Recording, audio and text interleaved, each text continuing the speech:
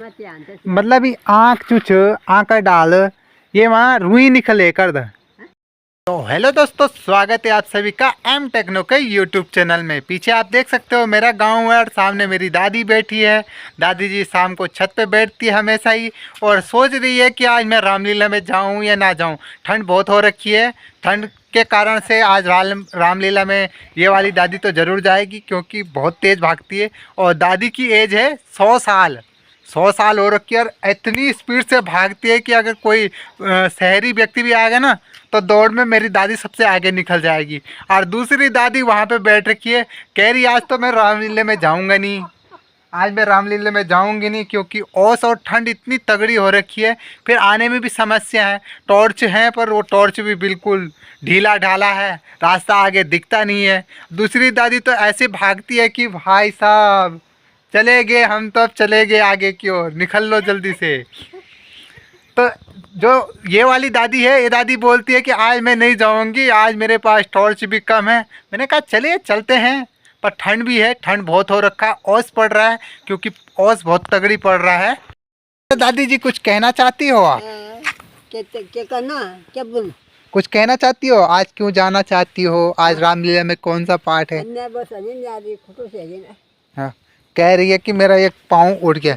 तो आजकल यही प्रॉब्लम हो रखी, बाई का प्रॉब्लम हो रखा है। और ठंड में कम से कम रहे 10 कपड़े एक साथ पहनो और 4 कंबल एक साथ लो। हाँ 4 कमल, हाँ, क्योंकि ठंड पड़ रही है। नारियल की कमल नहीं, 4 कमल का गाना नहीं। 4 कंबल लो और 4 बिस्तरा लो, हाँ ना। हमारे गांव में मौसम ही कुछ अजीब सा हो रखा है, बिल्कुल ना तो धूप है ना कुछ है, बिल्कुल शांत माहौल हो रखा है। बस यही आगमन है, ठंड का आगमन हो चुका है हमारे पहाड़ में। और पहाड़ में जब ठंड का आगमन हो चुका है तो यहाँ भी बर्फ़ गिरने वाली है कुछ ही टाइम में। अब कुछ महीनों में यहाँ भी बर्फ़ गिरने वाली है, पर क्योंकि बर्फ़ ऐसा कि आगे कुछ दिखेगा नहीं, पीछे कुछ दिखेगा नहीं, पर चारों ओर धुंध रहेगी, एक सन्नाटा सा रहेगा। तो दादी जी कुछ कहना चाहती है? और ये हमने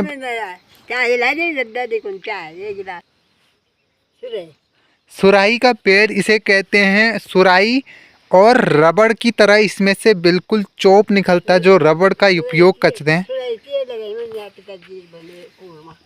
तो पापा जी ने यहाँ पे लगाया था सुराही का पेड़, ऐसा दादी जी कह रही है। सुराही का पेड़ लगाया रखा है ये, और इसमें रबड़ वाली बिल्कुल वाइट सा बिल्कुल चोप निकलता है। अगर इसमें एक कीड़ा मार दो तो इस पर बिल्कुल वाइट सा रबड़ निकलता है। देखिए दादी जी ने धतूरा बो रखा है, देखिए पूरा धतूरा का पेड़ यहाँ पे बो रखा है। और धतूरा, दादी जी धतूरा का डाल क्यों बो रखा?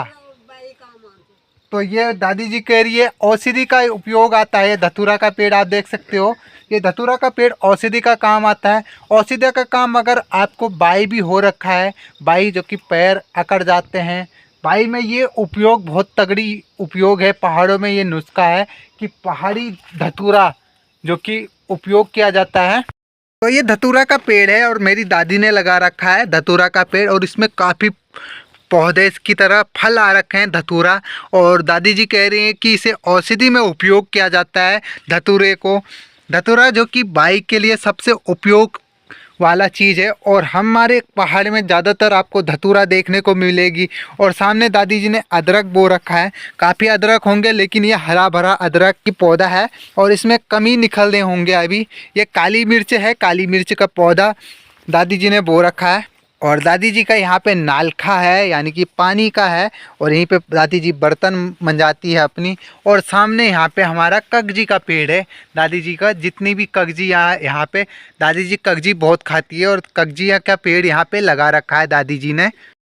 तो हमारे पहाड़ में ऐसे घर होते हैं, और पहाड़ में जो भी सामान मतलब यूज करने वाले होते हैं, मतलब कभी कभी यूज किया जाता है, उनका ऐसे स्लिप में रखा जाता है, यानी कि खिड़की की स्लिप में रखा जाता है।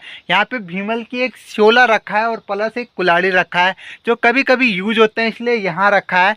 और लेकिन ये जो शोला रखा है, शोला हम इसे कहते हैं, इसे इसलिए रखा है क्योंकि कभी कभी ये उपयोग किया जाता है और हर दिन जब आग नहीं जलती तो इसी का उपयोग हम करते हैं, इसी को रख देते हैं। प्लस ये इसकी रस्सी बनाते हैं और साथ में माला, रस्सी, बहुत कुछ बना के पहाड़ में हम बेचते हैं।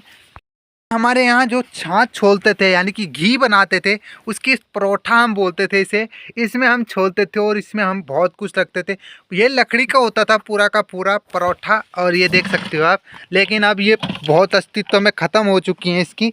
ये देखिए, बिल्कुल पहले ऐसे होता था। तो गाइस, हमारे यहाँ पहले बहुत कुछ हुआ करता था। गाय हम असंख्य पालते थे, असंख्य गाय रहती थी और असंख्य घी दूध हो रहा करता था। और घी दूध भी हम बहुत कुछ खाते थे, मक्खन बहुत कमाते थे। आज हमारे वो अस्तित्व खत्म हो चुका है। आज मैं आपको दिखाने वाला है, ये जो हमारा पर्रा है, पर्रा हमारे गांव में हुआ करता, तो इसमें हम छाछ छोलते थे यानी कि मक्खन बनाते थे इसी पर्रा में। लेकिन आज इसका अस्तित्व भी खत्म हो चुका है पहाड़ में, क्योंकि लोग पलायन हो चुके हैं पहाड़ से, और ये पर्रा भी अब पलायन हो चुका है। इसे हमारे गांव में पर्रा कहते हैं। और पर्रा का देख सकते हो आप, पूरा फूट चुका है। लेकिन ये कारीगरी देखिए, लकड़ी में पूरा बना जाता है, लकड़ी से पूरा बनता है। और इसकी डिजाइन देखिए, कितना तगड़ा डिजाइन पहले पहाड़ में हुआ करता था। पहाड़ में हर सभ्यता रहती थी, लकड़ी का चीज़ बनाना, पत्थरों का मकान बनाना। आप लेकिन पत्थरों का जो मकान आप देख सकते हो सामने, वो अब खंडरों के रूप में देखने को मिल रहा है। और ऐसे नए निर्माण देखने को मिल रहा है, नए घर, नए जो कि सीमेंट सरिया का बनाया हुआ है। लेकिन पहले जो अस्तित्व वाला घर था वो ऐसा हुआ करता था, पहाड़ों के जैसे पूरे मिट्टी और पत्थरों के बनाया जाता था। और ऐसे लकड़ियाँ, मोटे मोटे लकड़ियों का दार हुआ करता था, मोटी लकड़ियों का खिड़की हुआ करता था। लेकिन अब वो सभ्यता ख़त्म हो चुकी है और ऐसे ईंट सरिया का ज़माना आ चुका है पहाड़ों में। और दादी जी यहाँ पे पता नहीं क्या कर रही है, खीरा का लुगलू निकाल रही है। कह रही है कि गाय बकरी में डाल दो इसको। हाँ, और क्या करें? और दादी जी, कैसा लग रहा है आपको काटने में? काटने में ऐसा लग रहा है कि बुरा लग रहा है। इसमें फल लगते हैं ना, बंदर खा गए। फल नहीं लगती है, इसमें सब्जी लगती है। ये लगते हैं ना, हाँ, मीठा पेड़ा बोलते हैं इसको। खीरा, मीठा, कद्दू। हाँ, कद्दू बोलते हैं इसको। और दादी जी का ये पुराना घर था और मेरा भी ये पुराना घर था। लेकिन अब तो ये खंडर बन चुका है। खंडर में यहाँ पे खीरा बो रखा है और दादी जी सफाई कर रही है सामने। दादी जी बोल रही है यहाँ मकान लगाएंगे, नया मकान का निर्माण करेंगे। पहाड़ों में अब लोग पलायन हो रहे हैं और दादी जी बोल रही है कि नया मकान लगाएंगे। दादी जी, ये आप बता सकते हो लोग पलायन क्यों हो रहे हैं गाँव से? ये बंदर बहुत तंग कर रहे हैं, शोर कर रहे हैं, तंग बंदर कर रहे हैं, सुअर कोई कर घर रहे में हैं। है नहीं, बच्चों को पढ़ाने को जा रहे हैं। हाँ। बस हम बच्चा बच्चा। हाँ, बच्चे पढ़ाने को जा रहे हैं।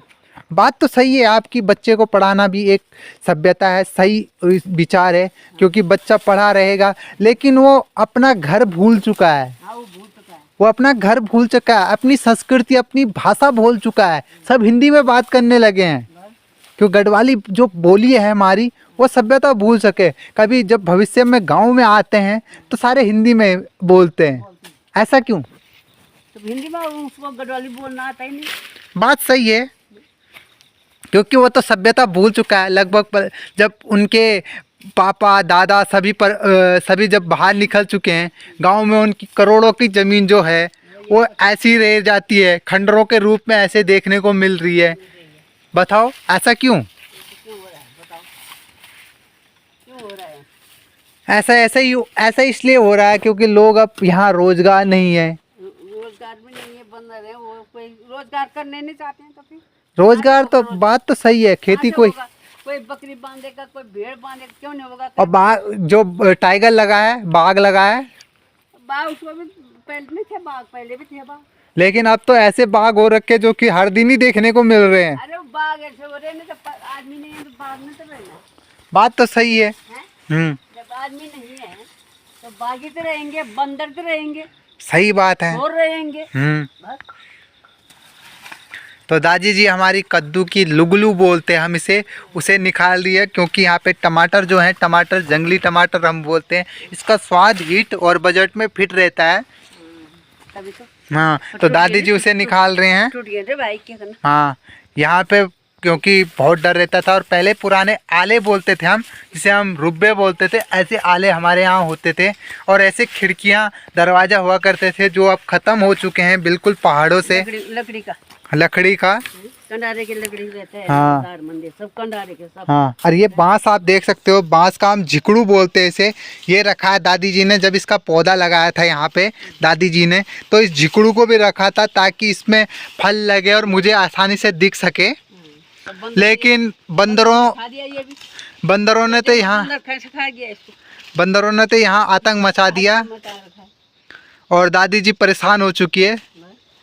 दादी जी बोल रहे भांगला जंगे पुंगड़ माँ लोग गेन पलायन माँ। पहले नहीं।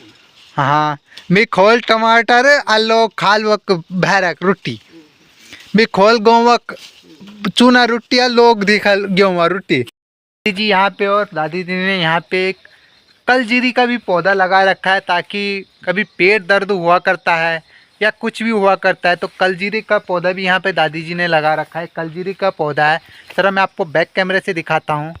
तो ये कलजीरी का पौधा है, ये आप देख सकते हो।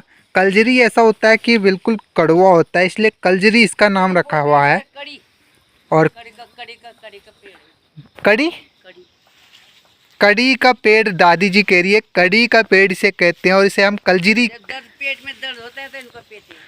और पेट में दर्द होता है तो इसको हम खाते हैं। बिल्कुल ये बिल्कुल ऐसे देख सकते हो आप, बिल्कुल ऐसे लग रहा है कि झीस सा इसमें हो रखा है, लेकिन ये झीस सा है नहीं है, ये कलजीरी है और इसे हाथ लगाने पे ये टूट जाता है बिल्कुल।